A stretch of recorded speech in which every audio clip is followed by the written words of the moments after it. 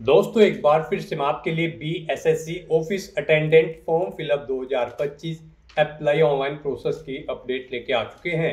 किस तरह से आप बिहार ऑफिस अटेंडेंट या अटेंडेंट स्पेशल के 3727 खाली पदों के लिए अपने फॉर्म अप्लाई कर सकते हो। स्टेप बाय स्टेप कंप्लीट जानकारी आपको इस वीडियो में दी जाएगी।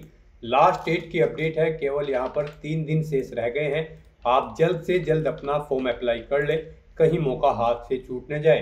अंतिम समय में आपको किस प्रकार से अपना फॉर्म अप्लाई करना होगा, कैसे अपना फॉर्म रिजेक्ट होने से बचाना होगा, किन किन बातों को ध्यान में रखते हुए आपको अपना फॉर्म फाइनली सबमिट कर देना होगा।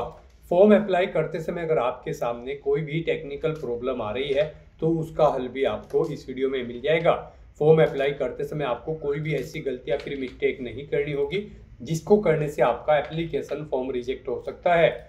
ऑनलाइन आवेदन करते समय आप अपनी एजुकेशनल क्वालिफिकेशन की डिटेल किस प्रकार से फिल करोगे, किस तरह से आपको अपना लाइव फोटो कैप्चर करना होगा, डॉक्यूमेंट सिग्नेचर कैसे और कितने केबी में आपको अपलोड करने होंगे।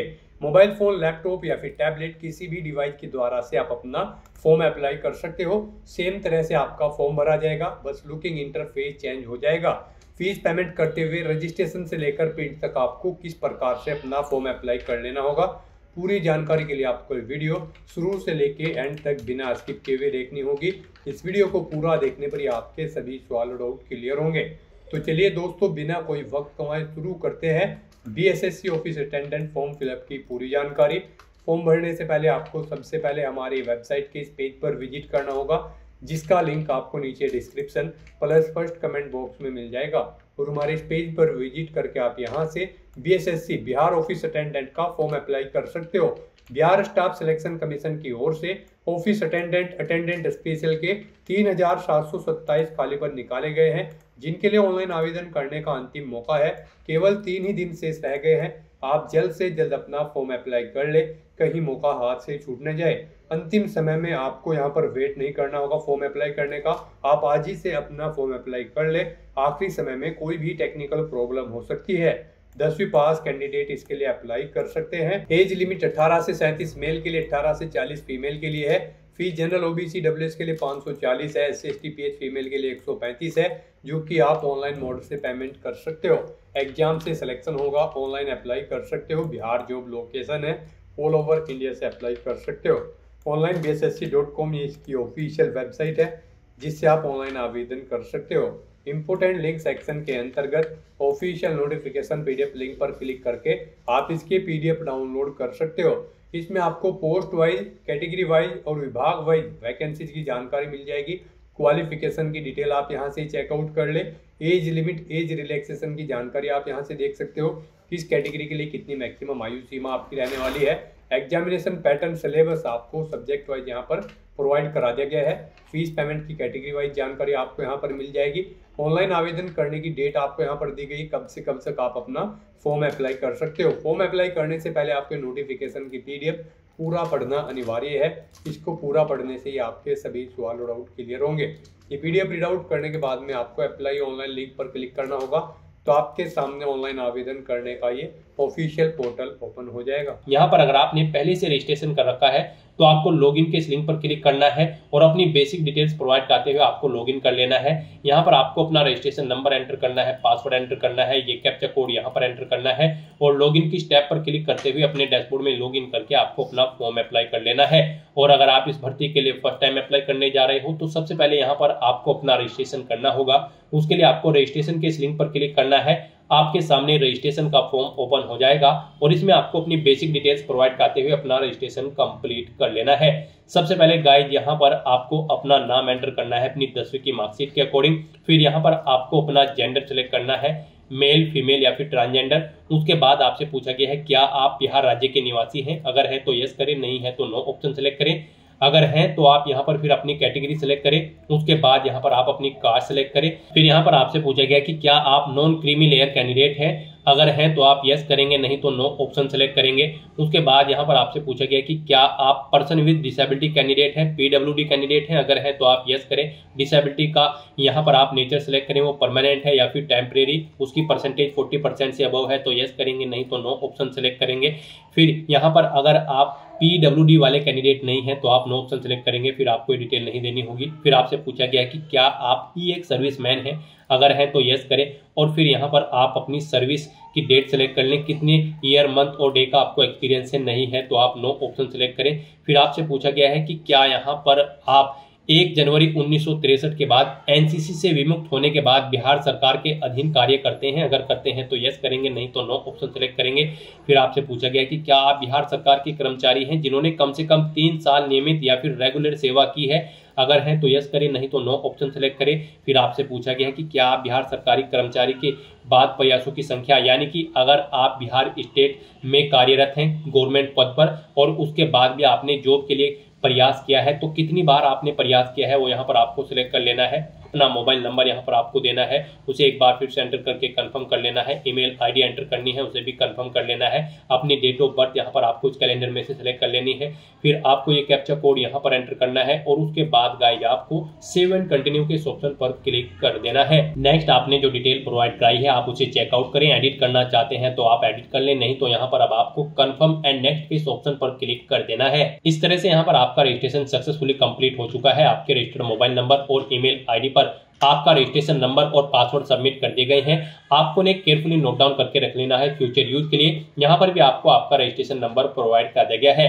तो यहाँ पर अब गाइज आपको क्लिक हियर फॉर लॉगिन की स्टेप पर क्लिक करना है। नेक्स्ट आपके सामने कुछ इस तरह से इंटरफेस होगा। अब यहाँ पर आपको अपना रजिस्ट्रेशन नंबर एंटर करना है, अपना पासवर्ड आपको एंटर करना है, ये कैप्चा कोड आपको यहाँ पर एंटर करना है और लॉगिन की स्टेप पर क्लिक करते हुए आपको अपने डैशबोर्ड में लॉगिन कर लेना है। नेक्स्ट आपके सामने आपका डैशबोर्ड कुछ इस तरह से शो होगा।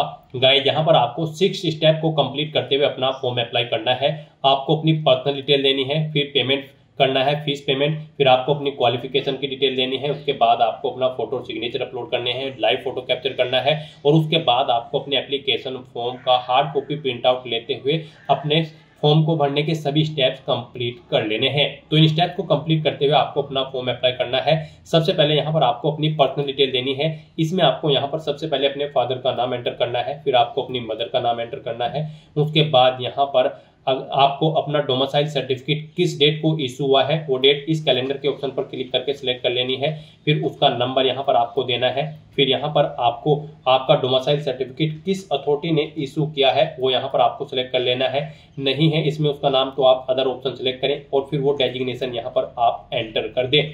फिर यहाँ पर आपको अपना कास्ट सर्टिफिकेट का जो नंबर है वो एंटर करना है। कब आपको आपका कास्ट सर्टिफिकेट इशू हुआ है वो डेट आपको यहाँ पर सेलेक्ट कर लेनी है इस कैलेंडर पर क्लिक करने के बाद। उसके बाद यहाँ पर आपको किसने वो इशू कराया है उस प्राधिकार का नाम यहाँ पर आपको सिलेक्ट कर लेना है। नहीं इनमें है तो आप अदर ऑप्शन सेलेक्ट करें और यहाँ पर उसकी डेजिग्नेशन एंटर कर दे। यहाँ पर आपको कुछ चीजें आपकी ऑटोमेटिकली फिर मिल जाएगी जो आपने रजिस्ट्रेशन टाइम पे प्रोवाइड कराई थी।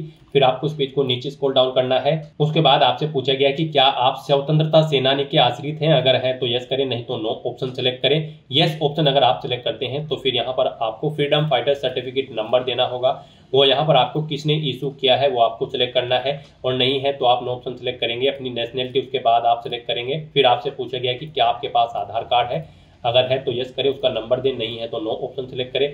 फिर अपना कोई और आईडी प्रूफ यहाँ पर आप सिलेक्ट करें जैसे कि driving licence, PAN card, passport या फिर अन्य आप यहाँ पर ऑप्शन सेलेक्ट करें, उसका नंबर एंटर करें। फिर आपकी बॉडी पर कोई कट या तिल का निशान है तो उस पैलेस का नाम यहाँ पर आपको देना है, नहीं है तो नो मार्क आपको एंटर कर देना है। उसके बाद आपसे पूछा गया कि क्या आपको कभी किसी प्रतियोगिता परीक्षा में यूपीएससी, राज्य आयोग या फिर अन्य चयन आयोग से वंचित किया गया है, अगर किया गया है तो यस करें। उस कमीशन का नाम दे, कब से कब तक किया गया है वो डेट आप सिलेक्ट कर ले और अगर आपको वंचित नहीं किया गया है तो आप नो ऑप्शन सेलेक्ट करेंगे। फिर यहाँ पर आपको अपना कोरोस्पोंडेंस एड्रेस एंटर करना है। उसके बाद यहाँ पर आपको अपना परमानेंट एड्रेस एंटर करना है और अगर आपका परमानेंट एड्रेस आपकी कोरोस्पोंडेंस एड्रेस के अकॉर्डिंग सेम है आप इस चेकबॉक्स को ओके कर देंगे। ऑटोमेटिकली आपका परमानेंट एड्रेस आपके कोरोस्पोंडेंस एड्रेस के अकॉर्डिंग फिल हो जाएगा और उसके बाद गाइस फिर यहाँ पर आपको सबमिट के ऑप्शन पर क्लिक कर देना है। इस तरह से यहाँ पर आपकी पर्सनल डिटेल का पूरा प्रीव्यू आपको शो कर दिया गया है।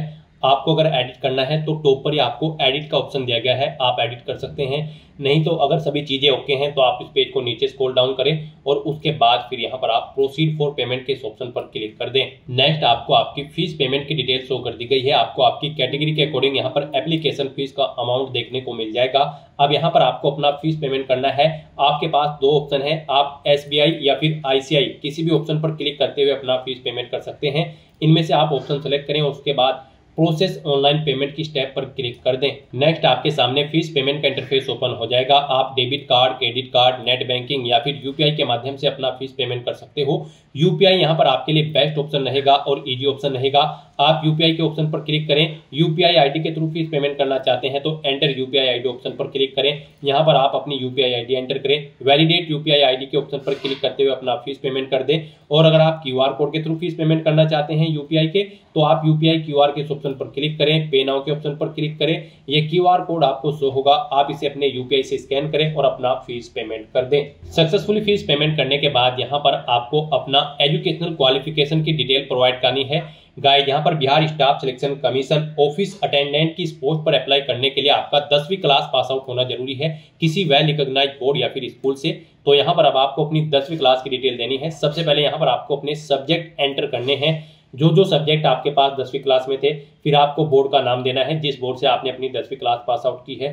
टोटल कितने मार्क्स थे वो आपको एंटर करने हैं। उनमें से कितने मार्क्स आपने 10वीं क्लास में ऑब्टेन किए हैं वो आपको एंटर करने हैं। इनके अकॉर्डिंग आपकी परसेंटेज कैलकुलेट करके यहाँ पर आपको शो कर दी जाएगी। फिर यहाँ पर आपको अपनी 10वीं क्लास के सर्टिफिकेट नंबर या फिर मार्कशीट नंबर एंटर करना है। कब वो आपको इश्यू हुआ है वो यहाँ पर आपको इस कैलेंडर के ऑप्शन पर क्लिक करके वो डेट सिलेक्ट कर लेनी है। और उसके बाद गाइज आपको यहाँ पर सबमिट के ऑप्शन पर क्लिक कर देना है।